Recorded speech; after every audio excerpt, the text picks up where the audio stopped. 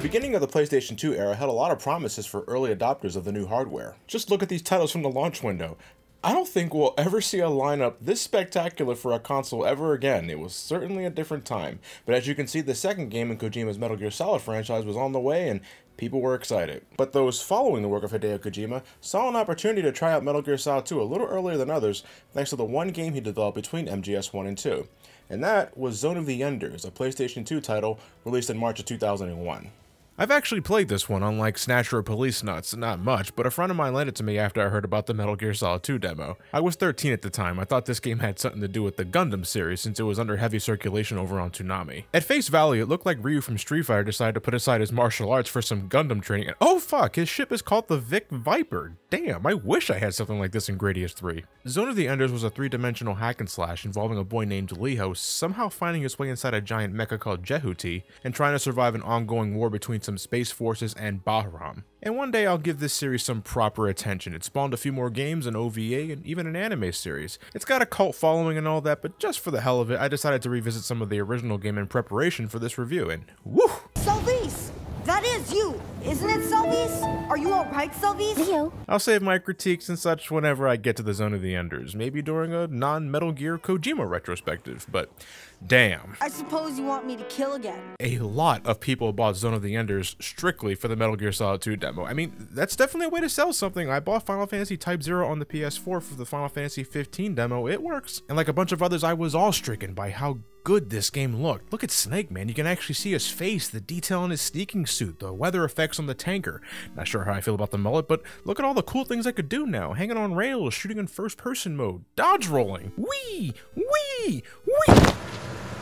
Ow. The demo left me with an appetite for more. It was a 2001 holiday release, it's what I wanted for Christmas that year, and I ended up getting Onimusha instead. Maybe I wasn't clear enough, but I'm grateful. I love the Onimusha series too, and if it weren't for my need of Metal Gear Solid, I may have never known about this series. No, I wouldn't get to place my hands on MGS2 until 2005, believe it or not. High school was quite a busy time for me, and the GameCube soon took over my PS2 obsession starting in 2003. At that time, the re-release of MGS2 titled Metal Gear Solid 2 Substance was already out, packing bonus features that I'll get into later, and perhaps most bizarrely, a skateboard minigame. There's still plenty of games left to look at, but Solid Snake skateboarding? This is uber surreal. Too bad I'm not really good at grinding and doing tricks. Strangely, the skateboarding game was taken out of the 2011 HD edition of Metal Gear Solid 2, and for the record, this is the version I'm looking at for both this review and the next review, Snake Eater. Besides the obvious graphical remastering, the HD editions were based on the re-releases of MGS2 and MGS3. You can download the games separately on the PlayStation Network or Xbox Live, or get them in a compilation like in the Metal Gear Solid Legacy Collection. I recommend that one. That's an amazing deal. But look at me talking about all the little knickknacks first.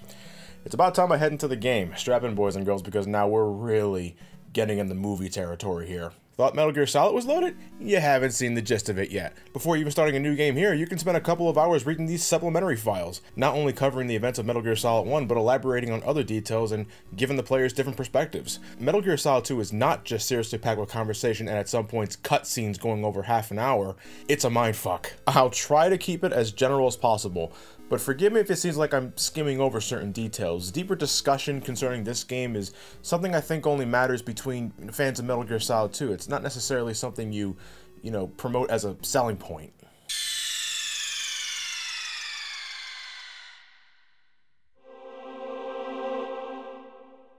Two years have passed since the Shadow Moses incident. Information on Metal Gear Rex has leaked to countries all across the globe, and because of that, everyone and their grandmother is making their own rip-offs of Metal Gear. This is all thanks to Revolver Ocelot. Let's talk about him for a moment. In the last game, he disappeared from the scene after Liquid began to take on Snake. Ocelot was in talks with a Russian mercenary named Sergei Golukovich who wanted to use Metal Gear Rex to restore Russia to its former glory, even giving Ocelot and Liquid heavy artillery and the Hind D as a down payment.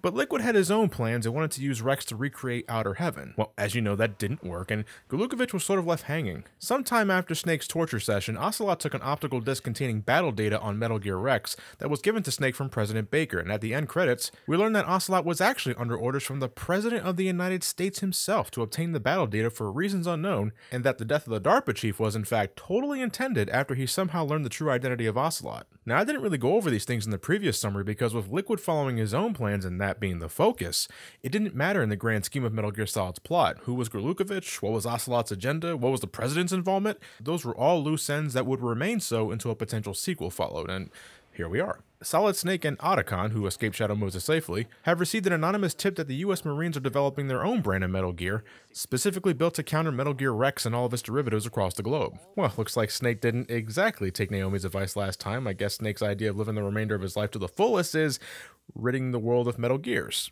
But to be fair, that's his choice, and I think he feels somewhat responsible for the Metal Gear surge. No longer under the orders of Foxhound, Snake along with Otacon represent Philanthropy, an anti-Metal Gear organization officially recognized by the United Nations. Supposedly Mei Ling and Nastasha Romanenko are also part of this group, but since they're never seen in this game, this organization responsible for traveling the world and wiping out countless Metal Gears and ensuring peace is operated by 2 people. Using stealth camouflage that unfortunately shorts out the moment he lands, Snake is able to infiltrate a US Marine tanker allegedly carrying the new Metal Gear prototype codenamed Ray. The mission is to secretly take pictures of the new weapon and post the photos on the internet to expose the United States partaking in Metal Gear development, but things get a little more complicated when Russian mercenaries suddenly hijack the boat under the orders of Sergei Golukovich. Seems like the man wants his Metal Gear, and by Mother Russia, he's gonna get it. As he gathers intel on the tanker's destination, Snake encounters Golukovich's daughter, Olga, a battle-torn soldier who's there against her father's wishes while carrying an unborn child. Doesn't stop Snake from pumping her full of tranquilizers to knock her out, though, and with that, Snake travels into the holding areas of the tanker where he finds a bunch of completely unaware Marines and Metal Gear Ray. After snapping a few pictures, Golukovich enters the scene along with Revolver Ocelot, who is rocking a new right arm since Gray Fox cut it off in the last game. That's nice. Golukovich claims that they're taking Metal Gear Ray for themselves, for Mother Russia, but Ocelot has different plans. He betrays Golukovich right then and there and states that he's taken Metal Gear Ray in the name of the Patriots. And so it begins. Ocelot hijacks Metal Gear Ray and Snake is quick to interfere, but the moment Ocelot lays eyes on Snake, his newly implanted right arm starts to go haywire, and suddenly Ocelot begins to talk and sound like Liquid. But I live on through this arm! But Snake has no time for confusion. Liquid Ocelot uses Ray to completely sink the tanker, making his escape with Snake's fate left unknown. After that, we jump another 2 years ahead. The sinking of the tanker resulted in a huge oil spill. To deal with it, a large decontamination facility named Big Shell was built as an oil fence. During a government-sponsored tour, a group of terrorists attacked the facility and take a large number of hostages, with one of them being the newly elected President of the United States. They call themselves the Sons of Liberty, and they threaten to blow up the Big Shell if they don't receive a ransom demand of $30 billion. They're also apparently led by someone calling himself Solid Snake. In response to this, Special Forces Unit Foxhound sends Snake to infiltrate the Big Shell, but things are not as they seem. This Snake is not actually Snake at all, but a new Foxhound operative, and as soon as the mission starts, he's given a new codename. Meet Raiden, ladies and gentlemen, his real name being Jack, a character that I think is defined as early as his first codec conversation. There's a terminal in front of the elevator, a node. Did you say nerd? Not nerd, node. Oh. He's a total dork and completely VR trained. That's right, he got all of his combat training by playing VR missions, and if you think I'm joking, I shit you not, they flat out fucking say that. I've had extensive training, the kind that's indistinguishable from the real thing. Sneaking mission 60, weapons 80, advanced VR, huh? But realistic in every way. A virtual grunt of the digital age, that's just great. So then, with instructions given to him by the Colonel, Raiden is sent along with the SEAL team to prevent the destruction of Big Shell by stopping the terrorists, and to rescue the President. He's also joined by Rosemary, acting as the Mei Ling of the game, who's also Raiden's girlfriend. The game will make damn sure you don't fucking forget that little tidbit. Raiden begins his mission and soon notices that he's not infiltrating the Big Shell alone, but more pressing matters show up. The SEAL team is massacred by the terrorist group, namely Fortune, a woman packing a huge railgun and can also deflect bullets aimed right at her. Now you see, if Sniper Wolf had this sort of ability, then I guess that will make her invincible. Never mind, scratch that. Raiden is unfortunate enough to run into another part of the terrorist group, Vamp, a man with vampire-like qualities who can also run on water, run up walls, and recover from nearly any injury. The guy's fucking Wolverine, basically, minus the claws, but he has an affinity for knives, if that helps. Vamp almost manages to kill Raiden, but he's saved in a nick of time thanks to the interference of a man calling himself Pliskin. Don't worry, this isn't part of the mindfuck. He's exactly who you think he is. Pliskin claims to be a part of the SEAL team dispatched to help Raiden, but the pretty boy is quick to think otherwise, playing along in the meantime. The two gather to meet Peter Stillman, a former bomb disposal expert sent along with the SEAL team, who was placed in charge of dealing with the C4 planet all throughout both of the major sectors of Big Shell. The C4 was the work of one of the terrorists called Fat Man, a former student of Stillman who turned mad bomber. Raiden and Pliskin worked together to prevent the scattered C4 from exploding, but it was all a trap, as this causes bigger packages of C4 to activate, and Stillman is unfortunately caught in the blast of some of that in the opposite end of the plant, causing some structural damage. Fat Man is eventually discovered and taken out by Raiden, while managing to locate and disable the second half of the C4. With the bombs disposed of, all that's left is the hostage situation. Raiden begins to head out, but a random ninja suddenly enters the scene, acting as a messenger for the Lalilulelo. That means the Patriots. It's a stupid code word. The ninja reveals the location of the hostages and Richard Ames, who knows the exact whereabouts of the president. The ninja also reveals that Big Shell is not actually a decontamination plant, but rather a storage facility for a new type of Metal Gear, and that the terrorists have a nuclear weapon. This utterly baffles Raiden, and the colonel isn't helping in reassuring things, but with an enemy uniform supplied by the ninja, Raiden is able to infiltrate the core of Shell 1 and locate Richard Ames among the hostages. In the middle of the rescue, Raiden eavesdrops on a conversation held by the supposed Solid Snake and Revolver Ocelot. The man proclaiming himself as Snake confirms that his plan is to rebuild Outer Heaven, but believes that his operation is being sabotaged by the Patriots, completely ignorant on the fact that his colleague right in front of him is working for them. Ocelot then confirms that the nuke is active and ready to launch. Richard Ames explains to Raiden that the trigger for the nuclear weapon is in some way the president himself, which is why he's being kept alive. Ames then proceeds to deliver the second bombshell of info today. When Raiden asks how the $30 billion ransom fits into all this, a confused Ames states that there was never any threat or ransom to begin with. The terrorist objective all along was detonating a nuke high above Manhattan, triggering an EMP that would ultimately disconnect the city from the rest of the world. The tanker incident, the oil spill, the creation of Big Shell, it was all a plan from the start to house a new type of Metal Gear. Ocelot interrupts the conversation, claiming that he knows who Richard Ames works for, but afterwards, Ames suddenly dies from a heart attack. You're beginning to notice it, right? The similarities? It gets better. The ninja appears and helps Raiden escape from Ocelot, while Ocelot is thinking, God damn it, I almost lost my arm again. With the location of the president known, Raiden continues on, but he's intercepted by the man claiming to be Solid Snake, something Pliskin takes offense to. I wonder why. That's a mystery. Now, Pliskin exposes to Raiden that he's the real Solid Snake, and that this Dr. Octo Octavius looking motherfucker is revealed to be Solidus Snake, the secret third child of the Les Infanteries project, and the former president of the United States, George Sears. For the record, he's not the kidnapped president, he's the president from the first Metal Gear Solid, the one Ocelot reported to. But former president or not, Raiden and Snake join together to take out Solidus, who thinks that Hindies are overrated and tries to take out the two with a goddamn Harrier jet. You ever see True Lies? Never mind. The Harrier is shot down, but Solidus is rescued by Metal Gear Ray and makes his escape. Raiden then learns of how Snake knew about this operation, with Snake then introducing him to Otacon. The otaku discloses to Raiden that his sister, Emma Emmerich, is somewhere inside the Big Shell, not completely sure on why she's there, but she's a captive and that's all that matters. So it looks like Metal Gear is already active, but the colonel insists that it's not too late to rescue the hostages and the president. Raiden enters the core of Shell 2 and finally locates the president, and now for the third bombshell of the day, and I don't mean this part. What are you... What the... You're a man? The president, up until a certain point, was working alongside the terrorists. He wanted absolute power. When Raiden reminds him that he's the goddamn president of the United States, what more power could he want?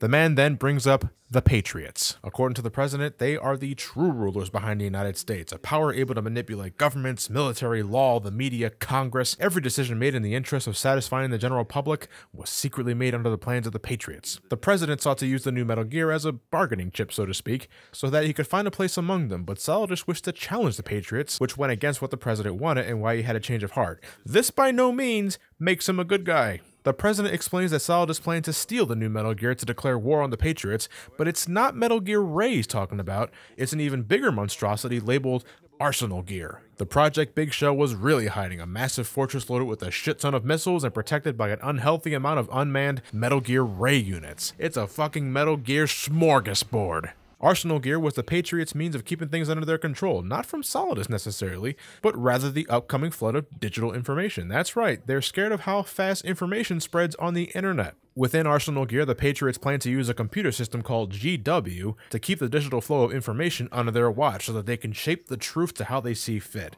Another means of control. The president then explains that Emma Emmerich, Otacon's sister, was the one who developed GW, and that she's the key to disabling it before things get out of hand. Raiden is given an optical disc containing the means to shut down GW, and learns of Emma's location. Afterwards, the president then requests Raiden to kill him to prevent the nuclear launch, but Ocelot ends up doing that for him. He works for the Patriots after all. The threat of a nuclear strike is gone, but that ends up being a bit pointless as Raiden soon finds out from Vamp while looking for Emma. Arsenal Gear contains another means of causing a citywide EMP, a hydrogen bomb. And they don't need a president to activate that one. I guess it was always a backup plan for Solidus? But I still feel sort of drained when my mission to rescue the president was kind of moot.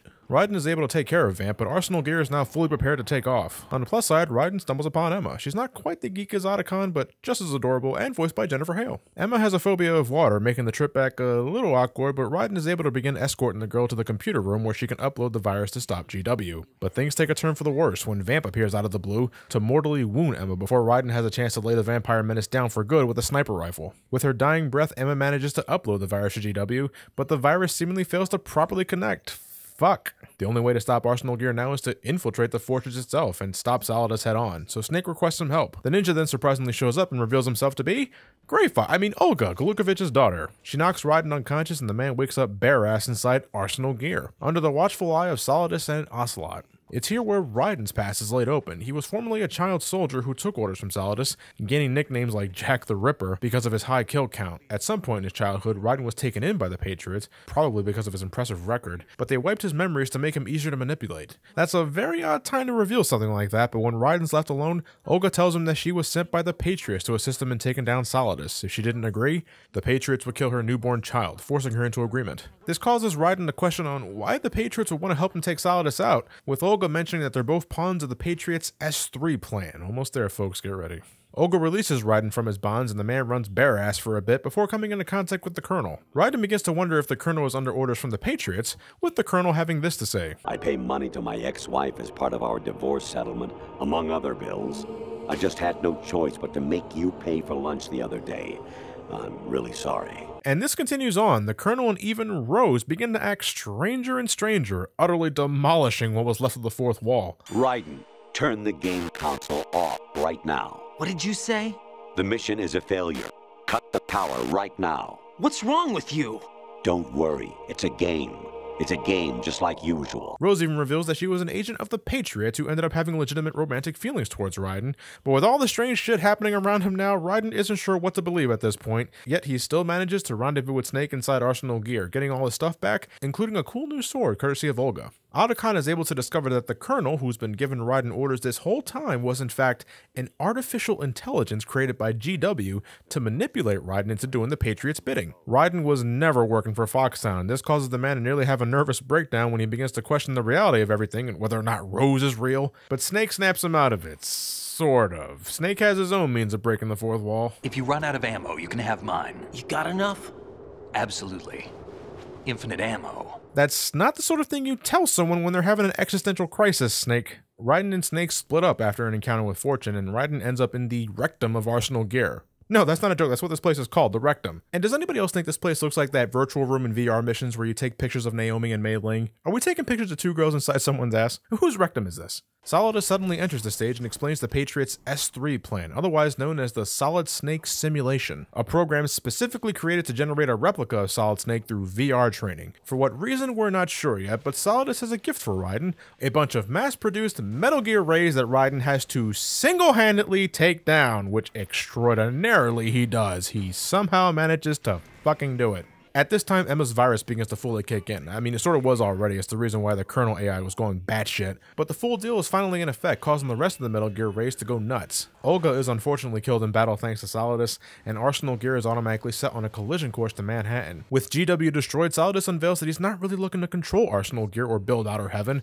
Rather, he's after a list of names, the names of the Patriots, so that he can eliminate them one by one. And this is where Ocelot shows his true colors to Solidus. The S3 plan wasn't so much a Solid Snake simulator, but an entire recreation of the Shadow Moses incident. Everything, and I mean everything, that has occurred from Shadow Moses, Raiden's upbringing, Solidus' plan to take over Big Shell and the Arsenal Gear, it was all orchestrated by the Patriots. Now that they have enough data from this exercise, it's time to clean up house, including retrieving Arsenal Gear. This pisses off Solidus to no end, being played like a fiddle by the very thing he sought to destroy. But Ocelot once again unexpectedly succumbs to the will of Liquid through his right arm, and Liquid Ocelot vows to destroy the Patriots on his own accord, making a getaway with Metal Gear Ray, with Snake giving chase. And look, if you're wondering how Liquid is controlling Ocelot through his right arm, I don't have an answer for that. Within the context of this game, it's just something that happens. And, you know, it used to bother me, but you know, the last game, when you think about it, gave us Vulcan Raven, who,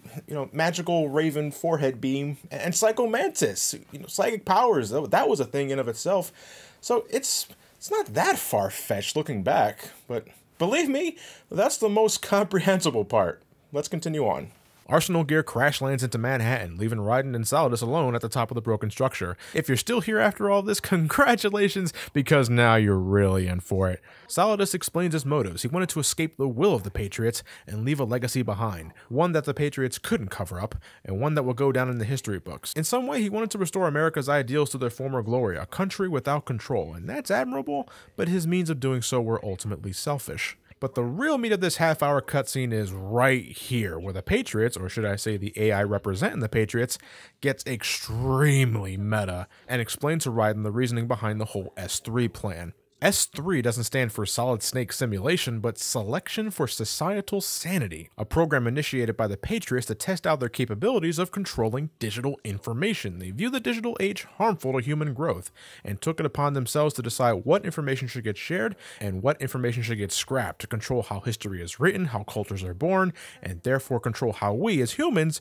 grow as a species. But that is a grossly oversimplification of their purpose. They go into excruciating detail on why they feel the need to do what they do, getting to a point where you're not sure if they're talking to Raiden or you, the player. You accepted the fiction we've provided, obeyed our orders, and did everything you were told to.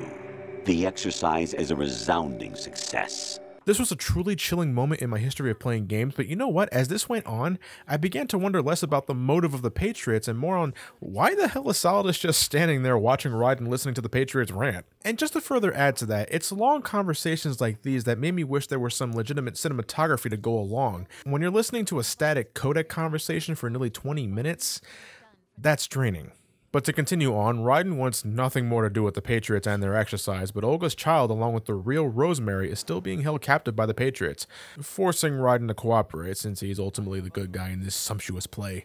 Solidus and Raiden have one last battle on top of the wrecked Arsenal Gear, with Raiden delivering a fatal blow to Solidus with the help of his new sword. With Solidus dead, Raiden is left to ponder about his existence, the meaning of it all, but then Snake appears out of nowhere to tell Raiden that he's in charge of his own destiny, and that everything he felt during the mission was from his own accord. He also informs Raiden that he planted a tracking device on Ocelot's Metal Gear Ray to eventually follow him, in hopes of one day rescuing Olga's child and putting an end to the Patriots. But before any of that can happen, Raiden's got some catching up to do, and soon he spots Rose, evidently free from the Patriots' captivity. Okay, alright. Our story ends with Otacon and Snake discovering the identities of the Patriots, but in a bizarre twist, they turn out to have been dead for over 100 years, prompting Snake to say, what's on the players' minds? What the hell?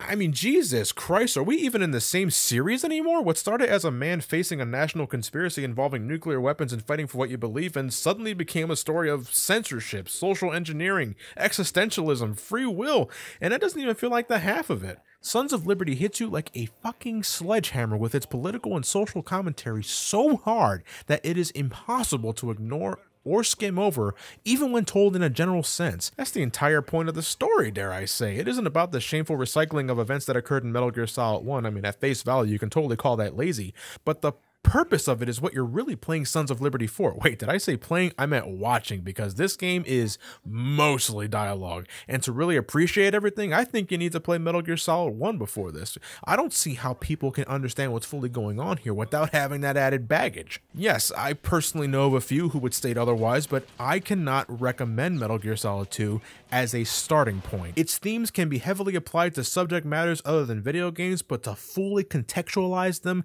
to help absorb everything, I think it's necessary that you play the first Metal Gear Solid. It's a sequel in its purest definition, a welcomed addition to fans, but alienating to newcomers. The bait and switch they pulled with Raiden was a major point of contention back in 2001, and everybody knows nowadays, but check the original case, look at the teaser trailers.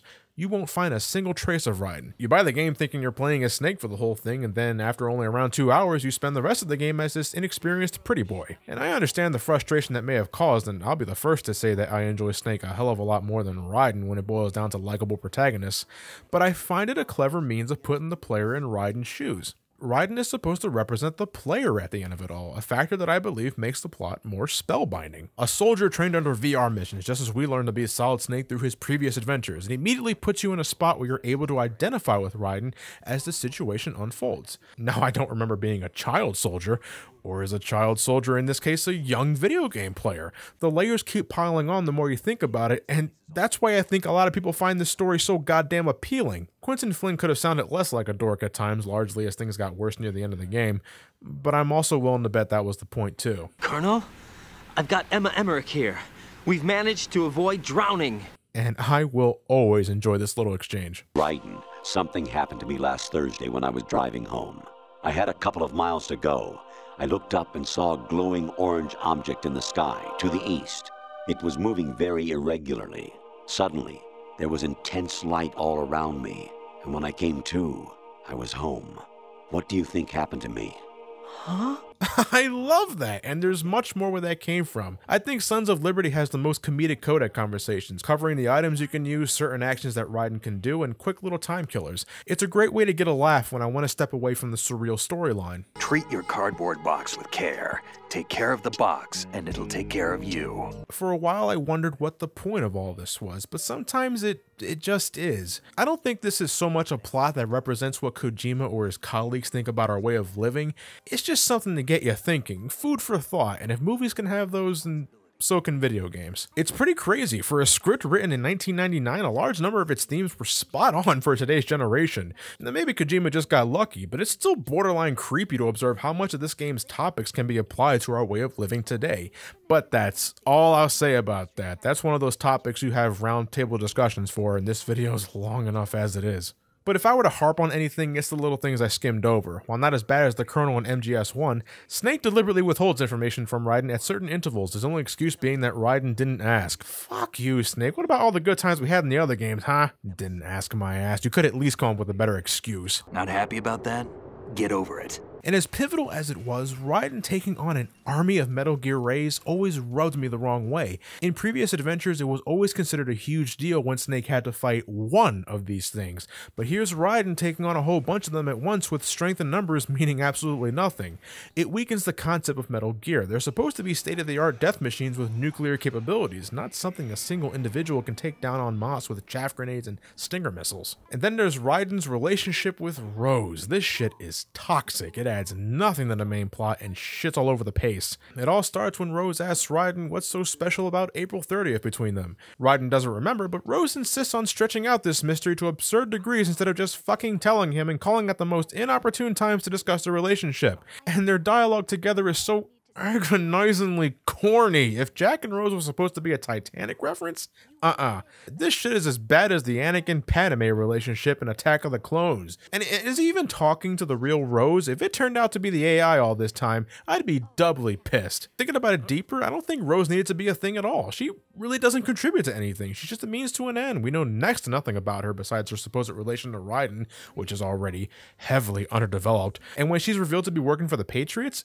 it doesn't have the same emotional impact that it should, and I don't feel that was the point, unlike the other things that I discussed earlier. When Raiden is having that existential crisis aboard Arsenal Gear, it ain't Rose that consoles him, it's Snake. Rose could have easily filled that role, which would have justified the Patriots holding her captive for a far better reasoning than what the story provides. I was an agent for the Patriots, but I ended up falling in love with you against your will. Well, why? Show us that shit. Make me care. I feel she could have been removed and we would miss nothing. So hey, I mean, if you're just tuning in, skipping the plot summary and all that, I'm sorry. You know, this video is largely about the story. There's still a game to cover here, but it's not getting the same time and detail. I've already covered some of the additions MGS2 brought in my short look on the Twin Snakes last video. When you break it down, the jump from Metal Gear Solid 1 from this compared to the jump from Metal Gear 2 to Metal Gear Solid isn't quite as big, but enough to be its own thing. And just to be clear, Raiden and Snake share the same movesets, except for the running dash. Snake is more of a dodge roll, while Raiden is a flippy little cartwheel. This is cool and effective for knocking foes out, bonus points if you can knock them over some rails, but it sort of gets uncomfortable when you're doing cartwheels in the nude. I call them taint flips. I'm doing it over and over again to make you wince, and I'm not sorry. Never has it been more important to simply ignore the enemy and slip past them, because taking them head on is a good way to get yourself killed. This isn't necessarily because close combat sucks, it just isn't practical, even with all the weapons you find. They even reduced the number of boss battles from MGS1, though I'm sure that was more for narrative reasons. Would you rather cause a distraction and sneak around the soldiers to to your next goal, or deal with enemy reinforcements by the mother lode when you get all gung-ho. Soldiers will be armed to the teeth with powerful guns, body armor, and riot shields when they spot you, so stealth is super important now. And as always, there's often several ways to approach the encounter, so being covert isn't exactly difficult. You can always use the cardboard box strategy, or maybe hang on a rail to give them the slip, or maybe you can slip.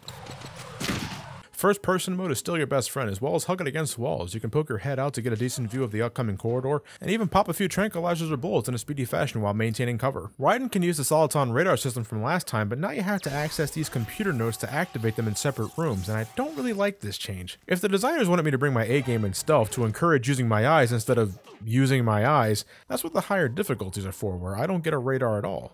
There is incentive for being a bit ballsy, and I don't mean more taint flips. Sneaking up behind guards and pointing your gun at them will cause them to freeze in terror. You can then either take out their radio to prevent reinforcements from being dispatched, or use the opportunity to give you an easier target for a headshot.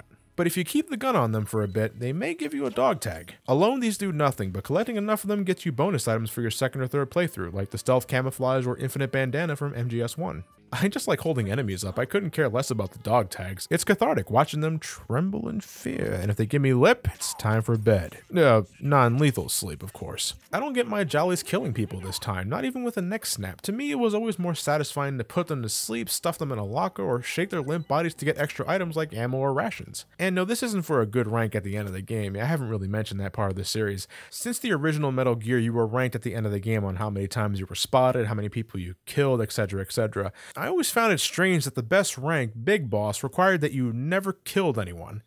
Are we sure this guy is bad? You're spending most of the game in the Big Shell, the decontamination plant. It's very symmetrical in design, consisting of a bunch of hexagons linked to each other. But it's because of that, Big Shell feels very samey, and the backtracking is the worst so far in the Metal Gear series. Now, there's no standout cases like the sniper rifle fiasco or the POW key like last time. I'm happy about that, but you're doing a lot of small backtrips, and that builds up. Big Shell is not very big, ironically. A few hexagons are blown to shit because of story reasons, so most of the adventure is contained around a select number of struts and the shell cores. It's easier on the eyes during set pieces to keep my mind off that, but when Raiden has to swim through the flooded sections of Big Shell to find Emma, Jesus. Raiden's been training over 300 VR missions, not one of them being Super Mario 64. I wouldn't call it terrible. Clunky is a better description. What the fuck is with the random sea mines? Who had time to place this shit here? But it's not all annoying. So far in this marathon, I would say Metal Gear Solid 2 has the best atmosphere compared to the other games, with Harry Gregson Williams bringing a soundtrack that's a chilling combination of haunting ambience, jazz, electronic, and classical music. It's climactic when it needs to be, and non-intrusive everywhere else. Not exactly video gamey, if that's even a word, but a great supplement to Raiden's sneaking mission. But if you need more to do to get more of a video game out of this than a movie, Substance brought back the VR missions, and now there's over 500 of them. Whew! If you loved them last time, they're about the same as before, so have fun placing Raiden and Snake in a plethora of different win conditions. And the more you do, the more options you unlock. You can sneak around in Snake's sneaking suit from Metal Gear Solid 1 with a tuxedo, always a fan of that. You can even unlock a Grey Fox ninja suit for Raiden, complementing his new sword. Or you can have Raiden streak around bare-ass on his way to the Quadrant Gymnasium. Taint flip! Substance also brings these Snake Tales. It's like an alternate continuity to the events of Metal Gear Solid 2 where Snake ends up doing all the work. I don't remember the part where Raiden had to take a picture of a Godzilla soldier, though. There's no codec conversations, and story sequences are summarized with these static text screens, so no cutscenes either. It's a way for the players to experience Big Show and other events without having to use Raiden if you don't like the idea of controlling someone other than Snake. You don't have a Soliton radar though, so they're also much harder than your normal playthrough. I like these, but it just isn't the same without codec calls and all that, you know? And the Soliton radar spoiled me. I can't easily adjust to not having one, especially with the fixed camera angles. And just a reminder, the original PS2 version of Substance has the skateboarding minigame. You can pop an alley with Snake or fall out the edge of Big Show for the 16th time. It's your choice. As a game, Sons of Liberty is more of the tactical espionage action that Metal Gear put on the map. It's more important than ever to sneak around the place thanks to the upgraded enemy behavior, but additional means of infiltration will offer you new ways of giving an enemy the slip. That said, it's not much different from Metal Gear Solid, and the adventure feeling familiar is a large theme of the plot without spoiling anything if you skip the summary. And it makes sense in that regard, but in gameplay, it's a different beast. Metal Gear Solid 2 doesn't reinvent the wheel like how Metal Gear Solid 1 polished assets from Metal Gear 2. It's more like Metal Gear Solid 2 takes what Metal Gear Solid 1 had and gives it a new coat of paint. There are differences, but most of it is cosmetic. It's safe to say lovers of Metal Gear Solid will enjoy how Metal Gear Solid 2 handles if they're not looking for any major changes, besides the obvious one. But with how much Metal Gear Solid 2 stresses on story and how it strongly ties to previous events, you gotta play Metal Gear Solid 1 beforehand. I can't recommend this to newcomers. I don't think it's a good starting point. You can always skip the story, but we're talking about the biggest part of the whole package, and MGS2 is not a very long game. I would say it's around 4 hours like last time. The Metal Gear Solid series is something you play for both the story and game. To skip either would be missing the whole idea, and that couldn't be truer here. Oh Christ. I'm getting closer and closer to Sonic 06 territory in terms of video length. I think I'm going to start packing more coffee and booze. But maybe things will get easier next time. Even just a little. I'll find out with Metal Gear Solid 3 Snake Eater. With that said, thank you guys for watching. Have yourselves a fantastic night. And take care.